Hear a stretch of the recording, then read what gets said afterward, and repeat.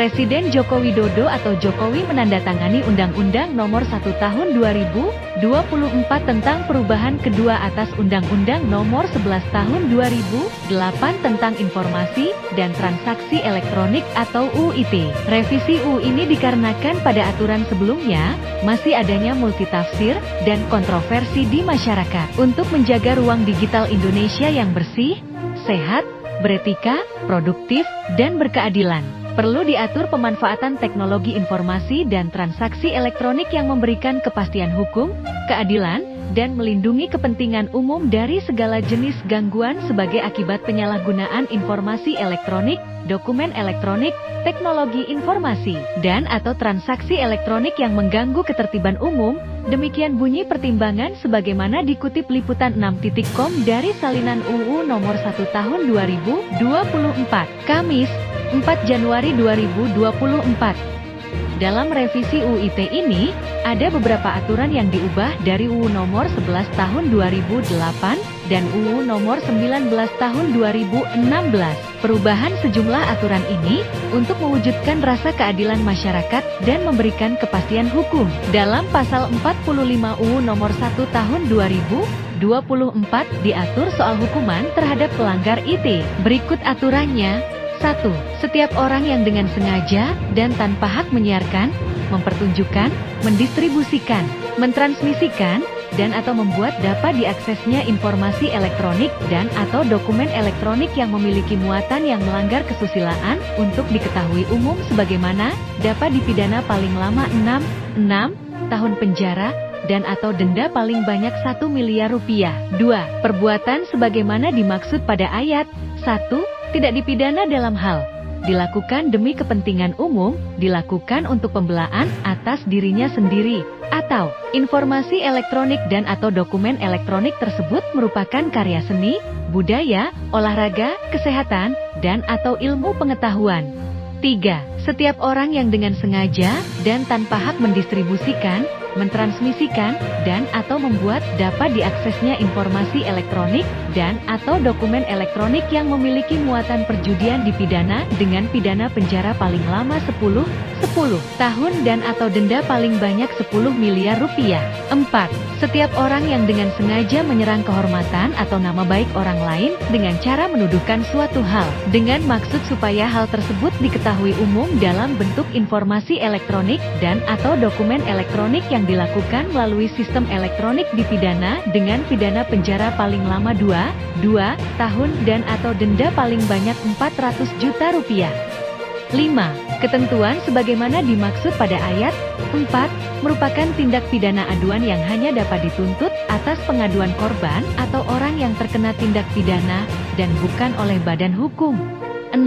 Dalam hal perbuatan sebagaimana dimaksud pada ayat 4 tidak dapat dibuktikan kebenarannya dan bertentangan dengan apa yang diketahui padahal telah diberi kesempatan untuk membuktikannya. Dipidana karena fitnah dengan pidana penjara paling lama 4 tahun dan atau denda paling banyak 750 juta rupiah.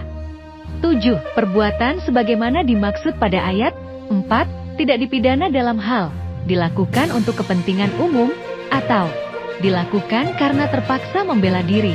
8. Setiap orang yang dengan sengaja dan tanpa hak mendistribusikan dan atau mentransmisikan informasi elektronik dan atau dokumen elektronik dengan maksud untuk menguntungkan diri sendiri atau orang lain secara melawan hukum, memaksa orang dengan ancaman kekerasan untuk memberikan suatu barang yang sebagian atau seluruhnya milik orang tersebut atau milik orang lain, atau memberi utang, membuat pengakuan utang, atau menghapuskan piutang sebagaimana dimaksud dalam pasal 278 ayat 1, dipidana dengan pidana penjara paling lama 6 tahun dan atau denda paling banyak 1 miliar rupiah. 9. Dalam hal perbuatan sebagaimana dimaksud pada ayat 8 dilakukan dalam lingkungan keluarga, penuntutan pidana hanya dapat dilakukan atas aduan. 10. Setiap orang yang dengan sengaja dan tanpa hak mendistribusikan dan atau mentransmisikan informasi elektronik dan atau dokumen elektronik dengan maksud untuk menguntungkan diri sendiri atau orang lain secara melawan hukum, dengan ancaman pencemaran atau dengan ancaman akan membuka rahasia, memaksa orang supaya memberikan suatu barang yang sebagian atau seluruhnya milik orang tersebut atau milik orang lain, atau memberi utang, membuat pengakuan utang, atau menghapuskan piutang, sebagaimana dimaksud dalam pasal 278 ayat 2, dipidana dengan pidana penjara paling lama 6 tahun dan atau denda paling banyak 1 miliar rupiah. 11. Tindak pidana sebagaimana dimaksud pada ayat 10, hanya dapat dituntut atas pengaduan korban tindak pidana. Sementara itu, Pasal 45A secara spesifik mengatur soal sanksi bagi penyebar berita hoax atau bohong dan informasi menyesatkan. Mereka dapat dipidana penjara paling lama 6 tahun atau denda paling banyak 1 miliar rupiah.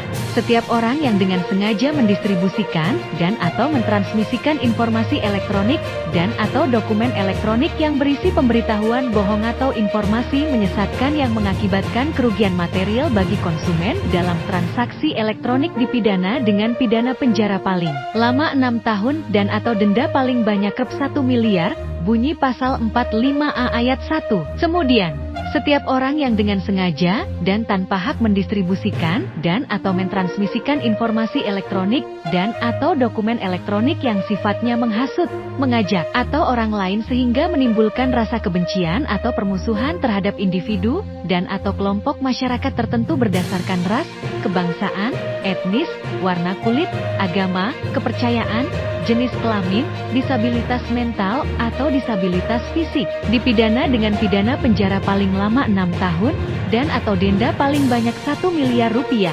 Selain itu, setiap orang yang dengan sengaja dan tanpa hak mengirimkan informasi elektronik dan atau dokumen elektronik secara langsung kepada korban yang berisi ancaman kekerasan dan atau menakut-nakuti, dapat dipidana dengan pidana penjara paling lama 4 tahun, dan atau denda paling banyak 750 juta rupiah. Aturan ini ditekan Jokowi pada 2 Januari 2024. Revisi UU ITE ini mulai berlaku sejak tanggal ditetapkan.